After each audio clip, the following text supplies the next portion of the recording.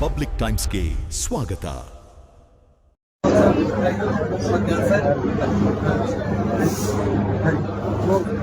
ಬಾಗಲಕೋಟೆ ಉಪಚುನಾವಣೆಯಲ್ಲಿ ಕೈ ಅಭ್ಯರ್ಥಿ ಉಮೇಶ್ ಮೆಟ್ಟಿ ಭರ್ಜರಿ ಗೆಲುವನ್ನ ಕೂಡ ಸಾಧಿಸಿರುವಂತದ್ದು. ಸದ್ಯ ನಮ್ಮ ಜೊತೆ ವಿಜಯಾನಂದ ಕಾಶೆಟ್ ಅವರು ನಮ್ಮ ಜೊತೆ ಇದ್ದಾರೆ. ಸರ್ ನಮಸ್ತೆ.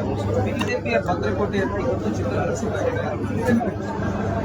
ಭದ್ರಕೋಟೆಯನ್ನ 2013ರಲ್ಲಿ 2023ರಲ್ಲಿ ಸನ್ಮಾನ್ಯ ಎಚ್.ವೈ. ಮೋದಿ ಅವರೇ ಚಿತ್ರ ಮಾಡಿದ್ರು. ಚಿತ್ರ ಆಗಿ ಹೋಗಿದೆ. ಇವತ್ತಂತೂ ಅದು ಪೂರ ಹೆಚ್ಚಿನ ಒಂದು ಫಲಿತಾಂಶವನ್ನು ಇವತ್ತು ಜನರು ನೀಡಿದ್ದಾರೆ. ದೇಶದ ತತ್ವ ಆದರ್ಶವನ್ನು ಜಾತ್ಯತೀತ ತಳಹಾದಿ ಮೇಲಿರುವಂತಹ ಈ ದೇಶ, ಆ ದೇಶದ ತತ್ವ ಸಿದ್ಧಾಂತಕ್ಕೆ ಜನರು ಮತವನ್ನು ನೀಡಿದ್ದಾರೆ ಎಂಬ ಮಾತನ್ನು ಹೇಳಲು ಮತ್ತು ಕರ್ನಾಟಕ ಜನ ಸರ್ಕಾರ ಕಳೆದ 3 ವರ್ಷದಿಂದ ಇವತ್ತೇನು ನಾವು ಜನರಿಗೆ ಮಾತನ್ನು ಕೊಟ್ಟಿದ್ವಿ, ಆ ಮಾತಿನ ಸರ್ಕಾರ ನಮ್ಮದು, ಅದು ನಮ್ಮ ನಾಯಕರಂತ ಸಿದ್ದರಾಮಯ್ಯನವ್ರದ್ದು. ಆ ಒಂದು ಕಾರಣದಿಂದಲೇ ಇವತ್ತು ಬಾಗಲಕೋಟೆ ಪ್ರದೇಶದಲ್ಲಿ ನಾವು ಅತ್ಯಂತ ಜೈವೇರಿ ಅಂತ ಗೆಲುವನ್ನು ಸಾಧಿಸಿದ್ದೀವಿ ಅನ್ನೋ ಮಾತನ್ನು ಸರ್, ಗ್ಯಾರಂಟಿ ವರ್ಕೌಟ್ ಆಗಲ್ಲ, ಯುವಕರ ಮತ್ತು ಗ್ರಾಮೀಣ ಭಾಗದಲ್ಲಿ ಬೇಸತ್ತಿದ್ದಾರೆ, ಅಭಿವೃದ್ಧಿ ಅನ್ನೋದು ಶೂನ್ಯ ಅನ್ನೋದನ್ನ ಬಿಜೆಪಿ ಆರೋಪಗಳನ್ನ ಮಾಡ್ತಾ ಇದ್ದಾರೆ. ಇವತ್ತು ಗ್ಯಾರಂಟಿಯಿಂದಲೇ ಕೈ ಹಿಡಿದ ಅಥವಾ ಏನು? ಖಂಡಿತವಾಗಿ ನಮ್ಮ ಅಭಿವೃದ್ಧಿಯೇ ಇವತ್ತು ನಾವು ಕೈ ಹಿಡಿದಿದೆ ಅನ್ನೋ ಮಾತನ್ನು ಕೂಡ ನಾನು ಹೇಳಿದ್ದೀನಿ. ಯಾಕಂದ್ರೆ ಅವರು ಅಭಿವೃದ್ಧಿ ಮಾಡಿದ್ದು ಗೊತ್ತೇ ಇಲ್ಲ. ಇವತ್ತು ಅವರ ಪ್ರಧಾನಮಂತ್ರಿಗಳು ಏನು ಅಭಿವೃದ್ಧಿ ಮಾಡಿದ್ದಾರೆ ಅನ್ನೋದು ಒಂದು ದಿವಸನೂ ಬಾಯಂತ್ರೆ ಮಾತಾಡೋದು. ಮಾತಿದ್ರೆ ಧರ್ಮದ ಆಧಾರದಲ್ಲಿ, ಜಾತಿಯ ಆಧಾರದಲ್ಲಿ ದೇಶವನ್ನ ವಿಭಾಗ ಮಾಡೋದಕ್ಕೆ ಅಂತ ಜನರು ಸಹಿಸ್ತಾರೆ. ಕರ್ನಾಟಕದ ಜನತೆ, ಅದು ವಿಶೇಷವಾಗಿ ಸರ್ವಜನಾಂಗದ ಶಾಂತಿಯ ತೋಟ ಅನಿಸಿಕೊಂಡಿರುವಂತಹ ಕರ್ನಾಟಕ, ಆ ಸರ್ವಜನಾಂಗದ ಶಾಂತಿಯ ತೋಟವಾಗಿ ಮುಂದುವರಿಯುತ್ತೆ ಅನ್ನೋದಕ್ಕೆ ಈ ಫಲಿತಾಂಶ ಕಾರಣ ಅನ್ನೋದು. ಸೋಲಿಯನ್ನ ಭೀತಿ ಕಾಣೋದ್ರಿಂದಾಗಿ ಸಿಎಂ ಅವರು 6 ದಿನಗಳಿಂದ ಪ್ರಚಾರ ಮಾಡಿ ಹೇಳಿದ್ರು ಅನ್ನುವಂಥ ಮಾತುಗಳನ್ನ ಬಿಜೆಪಿ ಅವರು ಮಾಡ್ತಾ ಇದ್ದಾರೆ. ನೋಡ್ರಿ, ಅವರು ಯಾರ್ಯಾರು ನಾಯಕರು ಕರ್ಕೊಂಡು ಬಂದರು, ಪಕ್ಷದಿಂದ ಉಚ್ಚಾಟನೆ ಆದವ್ರು ಕರ್ಕೊಂಡು ಬಂದರು.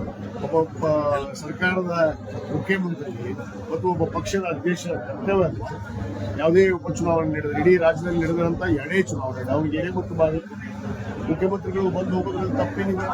ಒಬ್ಬ ಪಕ್ಷದ ಒಂದು ಸರ್ಕಾರದ ನಾಯಕತ್ವವನ್ನು ವಹಿಸ್ಕೊಂಡು ನಮ್ಮ ಶಾಸಕರ ಪಕ್ಷದ ನಾಯಕರು ಅವ್ರು ಬಂದ ತಪ್ಪೇನಿದೆ. ಹಲವಾರು ಬಾರಿ ಬಂದರು. ಇವ್ರು ಯಾಕೆ ಕರ್ಕೊಂಡು ಬಂದರು? ಯಾರಾದ್ರೂ ಉಚ್ಚಾಟನೆ ಮಾಡಿದಂತ ಕರ್ಕೊಂಡು ಬಂದು ಸ್ವಯಂ ಘೋಷಿತ ನಾಯಕ ಅಂತ ಹೇಳಿದ್ರಲ್ಲ, ನಾನು ಅವತ್ತೇ ಹೇಳಿದ್ದೆ ಹಿಂದುತ್ವದ ಅಲೆ ನಮಗೆ ವರ್ಕೌಟ್ ಆಗತ್ತೆ ಅನ್ನೋದನ್ನ ಹೇಳ್ತಾ ಇದ್ರು. ಅದೇ ರೀತಿಯಾಗಿ ಏನು ಹಿಂದುತ್ವದ ಫೈರ್ ಬ್ರ್ಯಾಂಡ್ ಅಂತ ನಿಲ್ಲಿಸಿದ್ರು, ಗೆಲುವು ನಮ್ಮದೇ ಆಗತ್ತೆ ಅಂತ. ನೋಡಿ, ಅದೇ ಭಾರತೀಯ ಜನತಾ ಪಕ್ಷ ಮಾತನಾಡಿರುವಂಥ ಹಿಂದುತ್ವ ದೇಶ ಅಲ್ಲ, ಇದು ಜಾತ್ಯತೀತ ರಾಷ್ಟ್ರ.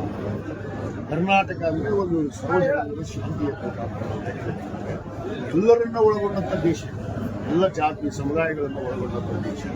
ಅದನ್ನು ಅರ್ಥ ಮಾಡ್ಕೊಂಡು ಆ ನಿಲುವಿನ ಮೇಲೆ ಹೋಗ್ಬೋದು. ಒಂದು ಧರ್ಮದ ಆಧಾರದ ಮೇಲೆ, ಜಾತಿಯ ಆಧಾರದ ಮೇಲೆ ಇವತ್ತೇನು ಚುನಾವಣೆಗಳನ್ನು ಮಾಡ್ತಾ ಇದ್ದಾರೆ ದೇಶದಲ್ಲಿ, ಇವತ್ತು ಖಂಡಿತವಾಗಿ ಒಂದು ದಿವಸ ಇವತ್ತು ಅವ್ರು ಗೆದ್ದಿರಬಹುದು. ಆದರೆ ಖಂಡಿತವಾಗಿ ಇವತ್ತು ಏನು ಫಲಿತಾಂಶ ಬಂತು ಬಾಗಲಕೋಟದಲ್ಲಿ ಜನರು ಉತ್ತರ ಕೊಟ್ಟಿದ್ದಾರೆ. ಇದೇ ಮುಂದಿನ ದಿನಗಳಲ್ಲಿ ಕೂಡ ಖಂಡಿತವಾಗಿ ಈ ಚುನಾವಣೆಗಳು ಮುಂದಿನ 28 ಒಂದು ದಿಕ್ಸೂಚಿಯನ್ನು. ಹಿಂದುತ್ವ ಅಲೆ ವರ್ಕೌಟ್ ಆಗಲಿಲ್ಲ ಅನ್ನೋದಾಗಿದೆ.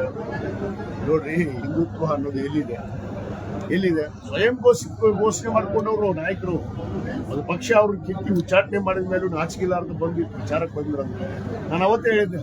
ಚರಂತಿ ಮಠನಿಗೆ ಗೆಲ್ಸಕ್ಕೆ ಬಂದಿಲ್ಲ, ಇವರು ಸೋಲ್ಸಕ್ಕೆ ಬಂದಾರ ಅಂತೇಳಿ ಎಲ್ಲ ನಾಯಕರು ಕೂಡ ಸೋಲಿಸಿದ್ದಾರೆ. ಅದರಲ್ಲಿ ಸಿ ಪಾಟೀಲ್ ಏನು ಮಾತಾಡಿದ್ದು? ಸಿ ಪಾಟೀಲ್ ಒಬ್ಬ ದೊಡ್ಡ ನಾಯಕ ಅಂತ ಹೇಳಿ ಜಂಬ ಕೊಚ್ಕೊಳ್ಳೋದು. ಇವತ್ತು ಒಂದು ಧರ್ಮದ ಮೇಲೆ ಟೀಕೆ ಮಾಡುವಂಥದ್ದು ಎಷ್ಟು ಸರಿ? ಇವತ್ತು ಸನ್ಮಾನ್ಯ ಮುರುಗೇಶ್ ನಿರಾಣಿ ಅವರು ಏನಂದ್ರು? ಅವರು ಧರ್ಮದ ಮೇಲೆ ಟೀಕೆಯನ್ನು ಮಾಡಿದರು. ಆ ಟೀಕೆ ಮಾಡುವಂಥದ್ದೇ ಇವತ್ತು ಅವರಿಗೆ ಮುಳ್ಳಾಗಿದೆ ಅನ್ನೋ ಮಾತನ್ನು. ಇದು ವಿಜಯಾನಂದ